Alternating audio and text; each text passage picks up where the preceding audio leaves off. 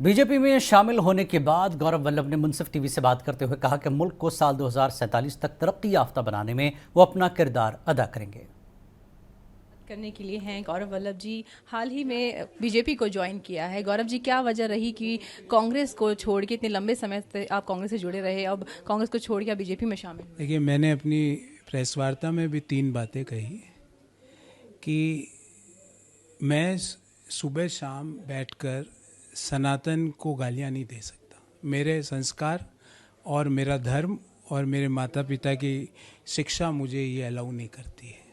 और जब कांग्रेस पार्टी और उसके एलाइज सनातन विरोधी बात करते हैं और कांग्रेस पार्टी उस पर चुप्पी धारण करती है, तो ये मौन स्वीकार्यता नहीं है तो क्या है। दूसरी बात, प्रभु श्री राम के प्राण प्रतिष्ठा के निमंत्रण को ठुकराना पॉलिटिकल लाभ हानि की बात नहीं कर रहा, पाप किया गया है। और हमारे धर्म में कहा गया है पाप और पुण्य का यहीं पे भोगना पड़ता है, एक ही जन्म में। मैं पाप का भागी नहीं बनना चाहता। और तीसरी और अंतिम बात, मैं सुबह शाम बैठकर वेल्थ क्रिएटर्स को, जो देश में जीडीपी को कंट्रीब्यूट करते हैं, एम्प्लॉयमेंट को कंट्रीब्यूट करते हैं, उनको गालियां नहीं दे सकता। मेरे लिए वो देश के निर्माण में अपना भूमिका अदा करते हैं। तो ये चीज़ें मैंने कांग्रेस के तमाम लीडर्स को अवगत कराई, पर जब वो इन चीज़ों को स्वीकार ही नहीं कर पा रहे थे तो मुझे लगा कि मेरे जो मिनिमम जो डिज़ायरेबल रिक्वायरमेंट्स है वो पूरी नहीं हो रही, तो मैं क्या काम करूं। वजह क्या है? क्योंकि पिछले कई वक्त से देख रहे हैं कई लीडरान कांग्रेस को छोड़ के अलग अलग पार्टियां ज्वाइन कर रहे हैं। भाजपा किसी व्यक्ति विशेष क्यों गया मुझे नहीं पता, आप उन्हीं से पूछ सकते हैं। मेरे क्या निर्णय के अवधारणा थी, क्या कारण थे, मैंने उस चिट्ठी के प्रत्येक शब्द में अपने दिल की भावना को अवगत लिखा है। आप उसको पढ़ेंगे तो आपको समझ आ जाएगा कि मेरी भावना क्या है।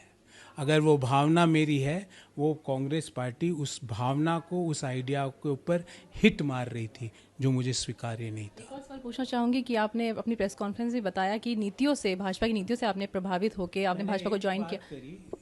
और मैं पुनः दोहराता हूँ कि मैं प्रधानमंत्री नरेंद्र मोदी जी के 2047 के विकसित भारत की संकल्पना से अपने आप को जोड़ पाता हूँ, उसमें कंट्रीब्यूट करना चाहता हूँ।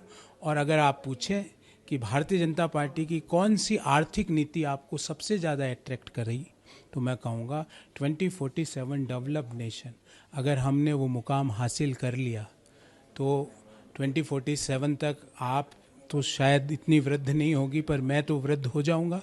पर मुझे उस बात का एतबार रहेगा, उस बात की खुशी रहेगी कि राष्ट्र निर्माण में मैंने अपनी भूमिका अदा करी। सवाल ये जानना चाहूंगी कि आने वाले चुनाव में आप खुद को कहाँ देखते हैं? मुझे नहीं पता, मैं ये प्लस माइनस मल्टीप्लिकेशन डिवीज़न करके निर्णय नहीं लेता।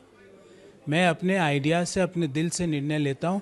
कांग्रेस पार्टी में जब मैंने काम किया, जब उनके 40+2 42 सांसद थे, तो इसलिए मैं ये गुनाह भाग करके निर्णय नहीं लेता। मेरे आइडिया को आपने चैलेंज करोगे तो मैं उस आइडिया के लिए, मेरे धर्म की रक्षा के लिए, राष्ट्र की रक्षा के लिए, आर्थिक ग्रोथ के लिए किसी भी चीज़ को मैं स्वीकार नहीं करूंगा, किसी भी अवरोध को मैं स्वीकार नहीं करूंगा। बहुत बहुत शुक्रिया हमसे बात करने के लिए। तो आप सुन रहे थे गौरव वल्लभ जी को, जिन्होंने हाल ही में कांग्रेस को छोड़ के भाजपा को ज्वाइन किया है। मुंसिफ टीवी के लिए गुलिशा, दिल्ली।